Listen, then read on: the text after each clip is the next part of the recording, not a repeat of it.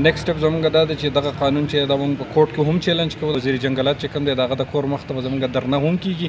ونه شو نو بیا مونږ په خپله باندې په چیک پوسټونو باندې ټرکونه نیسو او هغه به سیزو.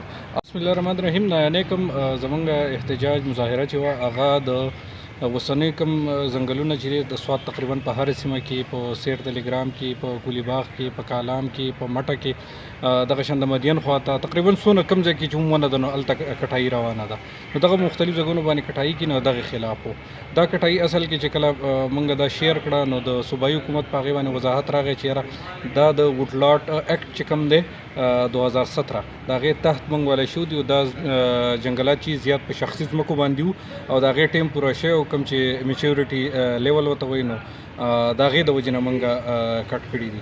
خو اصل کې داسې نه ده، حقیقت د دې خلاف دی.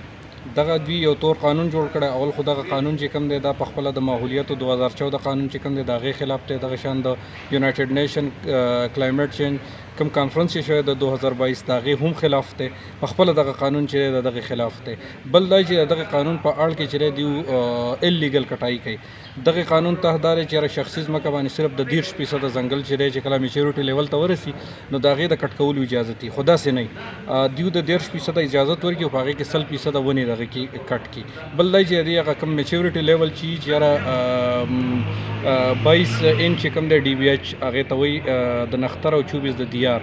نو هغه کوم دغه چې دی د میچورټي لیور د هغې سرویکلچر چې دی هغه قانون هم نه فالو کوي، بلکې دا یې هول ټوټل اللیګل کټایي کېږي او دغه شخصي ځنګل په ځای باندې دوی سرکاري ځنګل چې دی هغه هم ډېر زیاتوالی دی.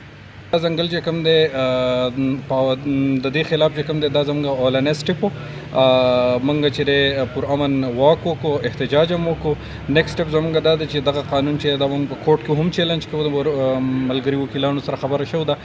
د دې نه علاوه چې کوم دی نیکسټ زموږ به دا چې بیا به د وزیر جنګلات چې کوم دی د هغه د کور مخ ته به زموږ درنه هم کېږي. او د دې نه علاوه زموږ ملګرو چې کوم دی دا عهد کړی دی چې هغې باندې ونه شو نو بیا موږ په خپله باندې په چیک پوسټونو باندې ټرکونه نیسو او هغه به سیزو. او د هغې چې څومره نقصان پبلک ته کېږي یا د هغې نه شر شدت جوړېږي نو د هغې ذمهوار به دغه وزیر جنګلات وي.